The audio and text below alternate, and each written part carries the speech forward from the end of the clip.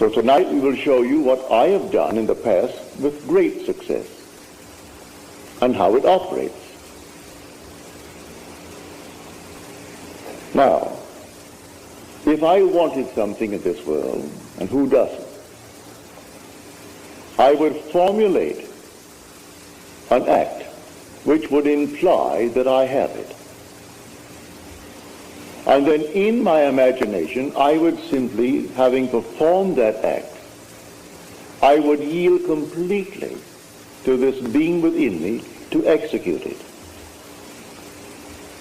I would fall off into sleep, convinced that he heard me, that he saw my act in faith. I simply yield completely to him, having acted.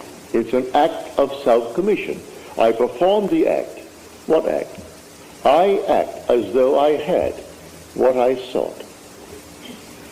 I act as though I heard that you have what you asked of me.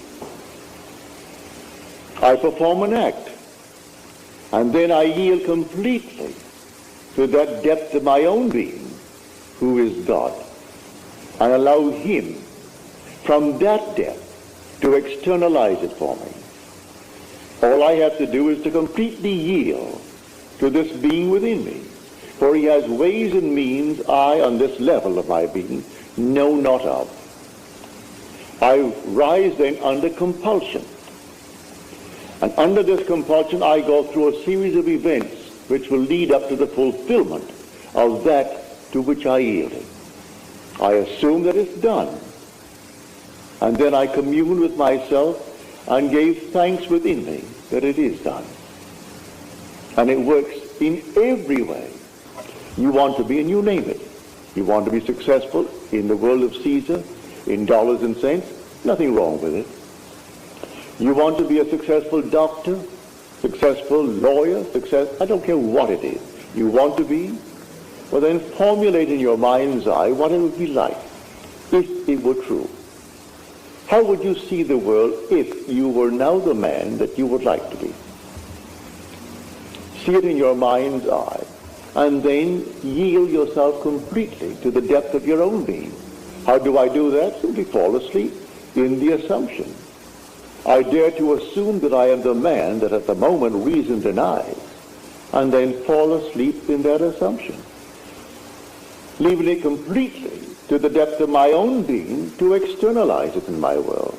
I will wake tomorrow morning under compulsion to do certain things which I had not formulated, I hadn't determined.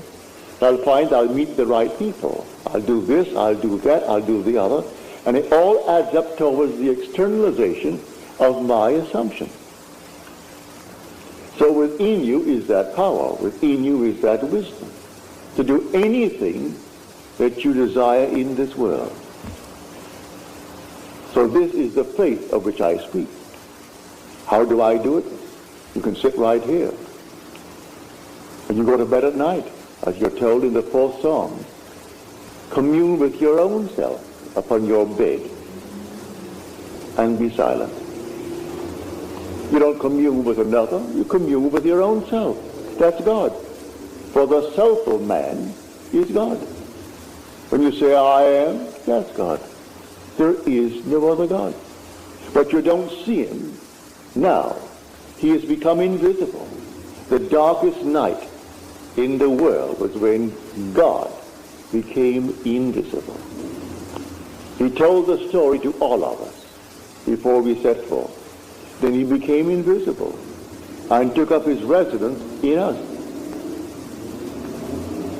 He became invisible. And in us, he is I am, my own wonderful human imagination. That's God. So I don't see my imagination as I see objects in space.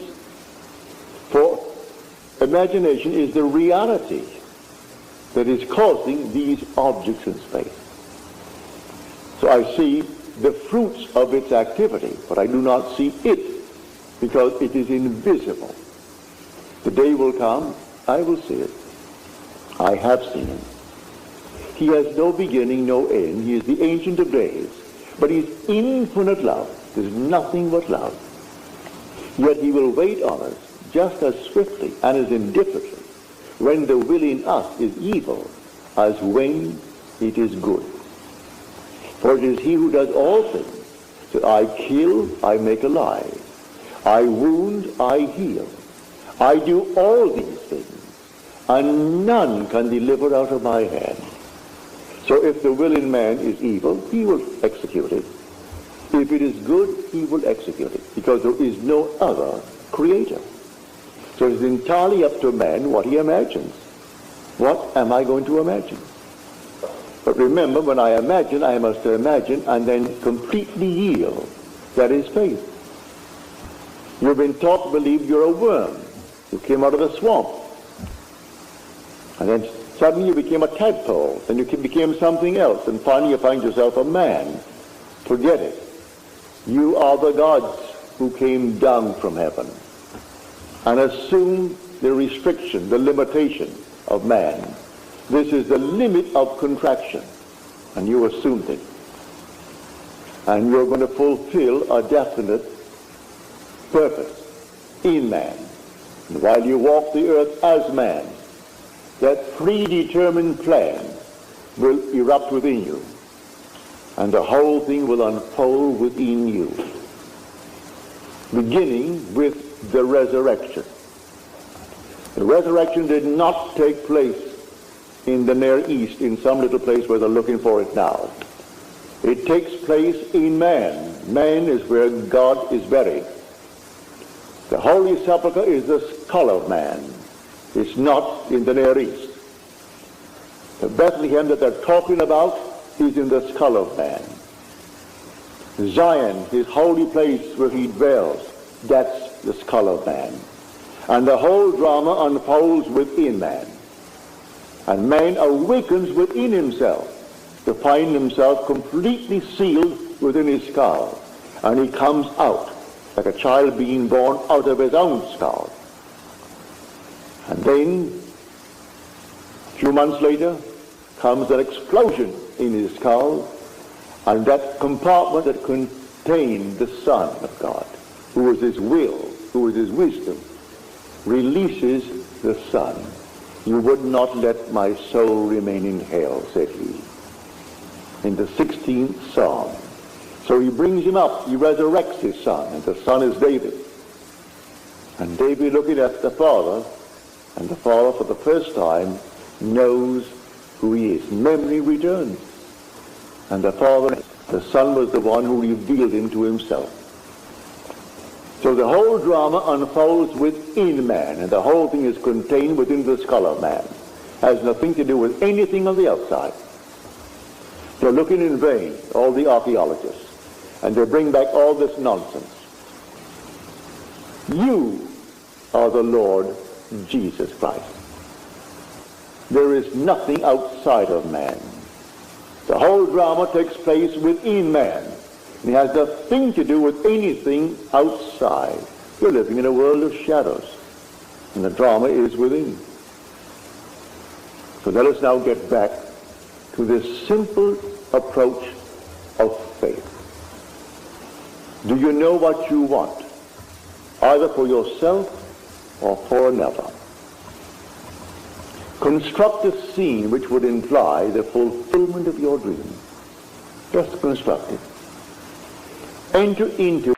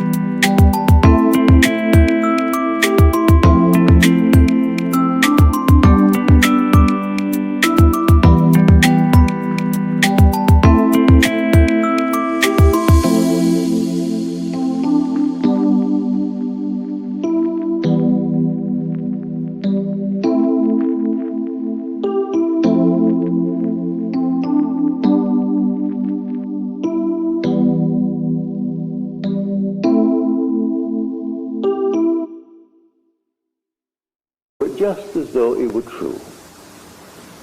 Feel what it would feel like if it were true. And give thanks to the one who is going to execute it. It's your own being, I grant you, but he is the depth of your own being. He is the Father. You haven't yet found him, but he is the Father. And you are now on the surface of your being. So fall asleep in the conviction that things are as you desire them to be, in confidence that he will execute it. I use the word he, it's yourself. But for clarity's sake, I say he, because you're not aware of him as yet. You will be one day. Everyone will be aware of their being. And because that being has one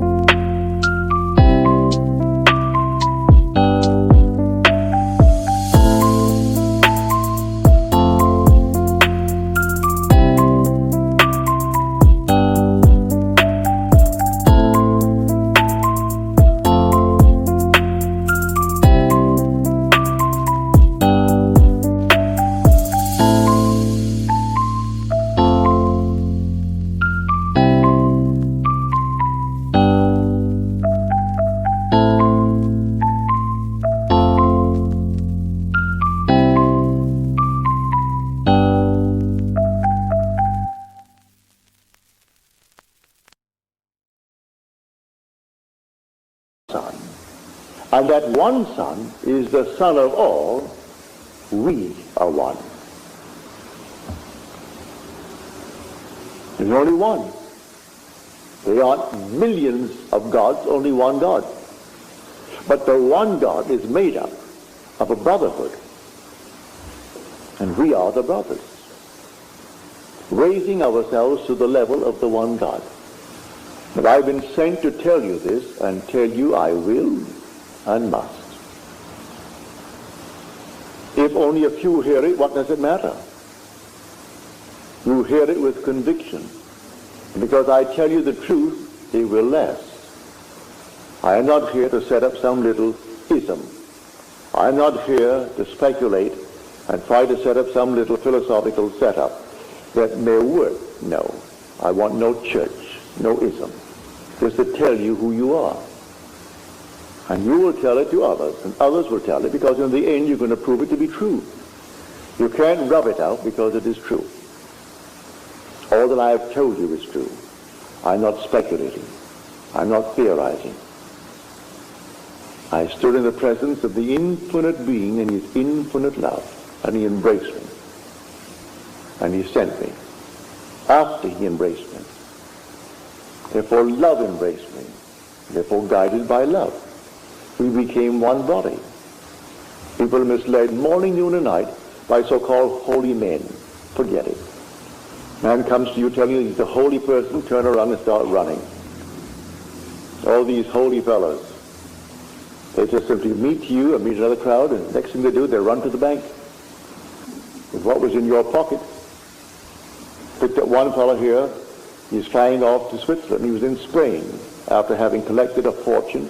They found $300,000 on him. And he was at the Maharishi that came through this country. It wasn't the Maharishi, it was his secretary running off to Switzerland, where you'd put it into your Swiss bank.